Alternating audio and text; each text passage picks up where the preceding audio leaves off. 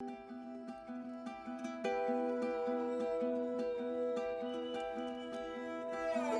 Last of Us 2. It was a game I was very hyped for, very excited for, found myself disappointed with. And I kind of wanted to go into the why. Hey, all you're going to do is complain about this, and the third. No.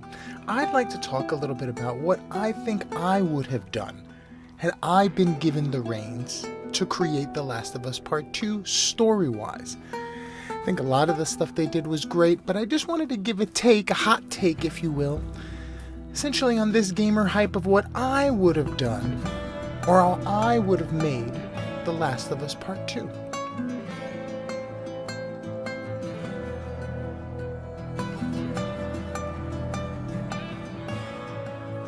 I wanted to kind of go over some of the stuff that I enjoyed. I did enjoy sort of how there's a cyclical nature. You know, violence, one person does an act and that person is raised by the other person, and then that act is just repeated over and over. Fathers passing on to daughters. I love that stuff. Very Shakespearean. Very cool. But then it got a little wonky and a little crazy. And I think it tried to address things in a way that there's a better preferable medium to address those things. But I wanted to kind of try to find a middle ground and see if there was something that I could derive from it that would give a similar message but also be more fun and enjoyable gameplay-wise. So here's what I would have done.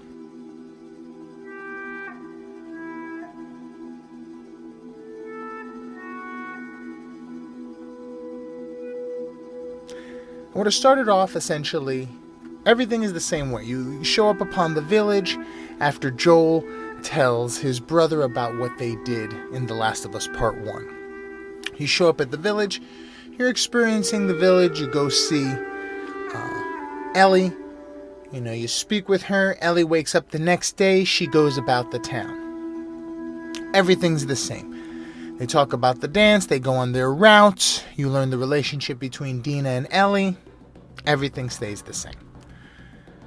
Then, the WLF, we never switch roles. We just stay with Ellie.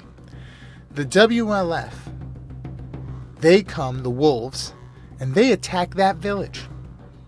A la the ending scenes from The Last of Us Part 2. There's fire, and there's,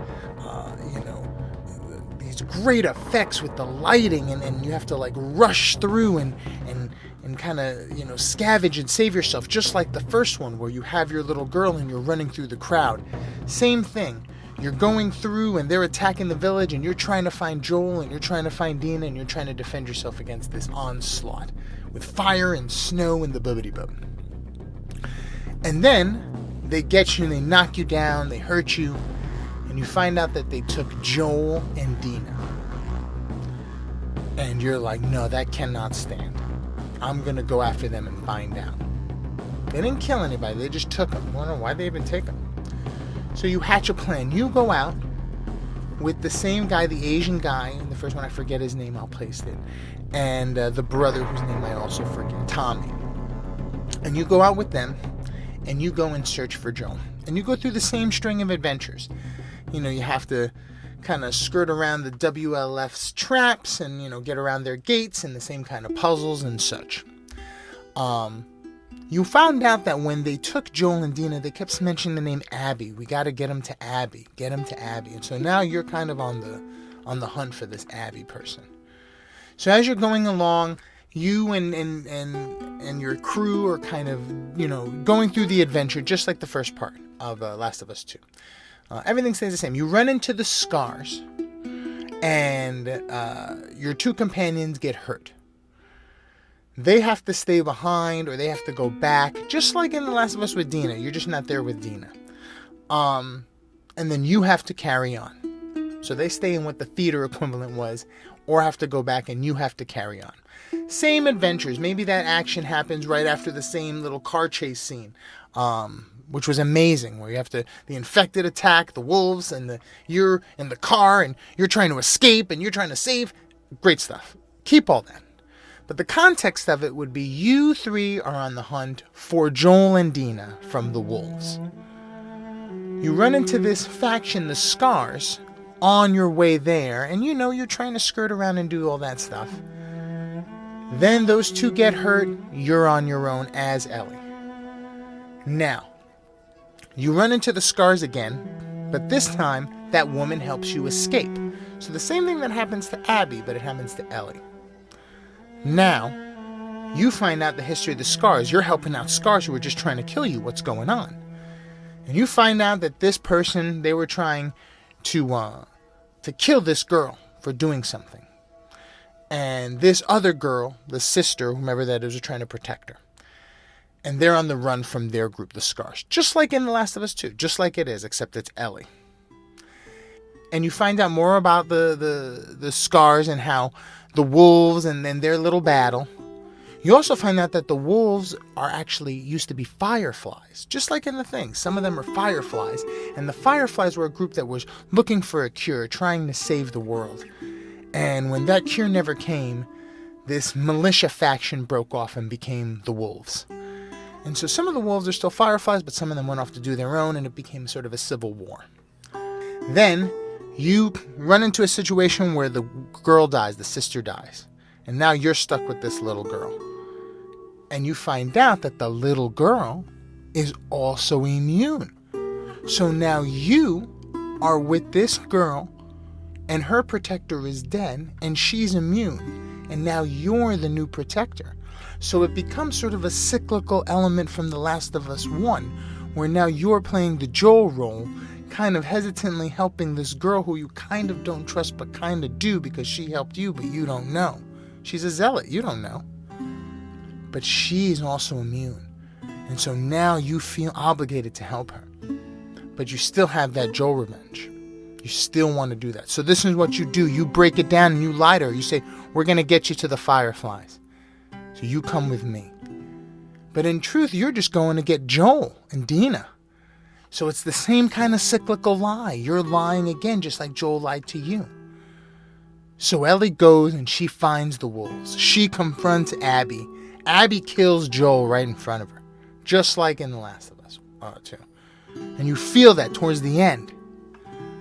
And then she's about to kill Dina, but she knew that Dina and her were lovers, and so she kept her alive because she knew that would bring Ellie. She also knows Ellie is immune, and she reveals that she was the daughter of the doctor who Joel killed. So the same kind of bits, but in the context where it's a recognized baddie. Abby is the baddie, but with that twist. She has a point of why she's bad. But at the same time, she just recognized as sort of a solid, I'm out for this evil vengeance. But you're also out for vengeance, but it's not as twisted. It's more defined. And I think it's more satisfying because you're still lying and you're still doing deceitful stuff, but it's not this huge vengeful thing. You just have to lie to do what you feel is best, just like Joel did. And that becomes more cyclical. You fight Abby a la that fight with that big dude, that big black dude in the fire village, where it's like the hammer and sickle and you're ducking and you're down and you really nail her with the knife and the real nasty one. But that was amazingly satisfying. That's the fight with Abby at the end. Maybe even the sneak around, and then it leads to that. And at the end, you lose Joel to Abby as comeuppance for the dad killing.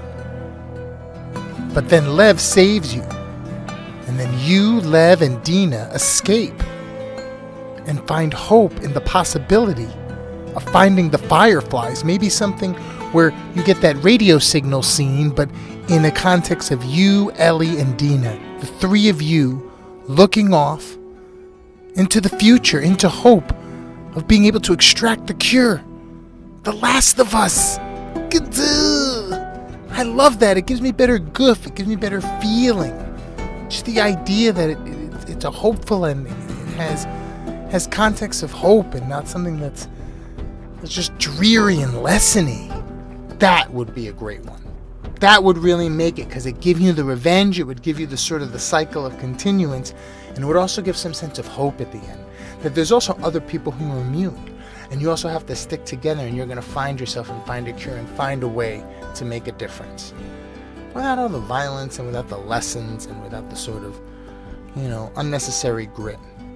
Make it more about sort of the things we have to tell each other to get by and the acts we have to commit. But not in this sort of knifey, slippy way. But unfortunately, it wasn't me. But we live on and we move on and we live with what we got. You get what you get and you don't get upset. So I feel like it's important to kind of recognize the beauty and the talent that went into creating The Last of Us 2. There's a lot of great stuff in there. Just wish that story had a little bit more satisfaction and enjoyment towards the end of finishing it. In any case, I hope you enjoyed listening to my little rant on what I would have done with The Last of Us 2. And we'll probably do more of these. If there's stuff I don't like, I'll kind of try to correct it in my little office. But thank you for watching. I hope you enjoyed it, and we'll see you on the next one.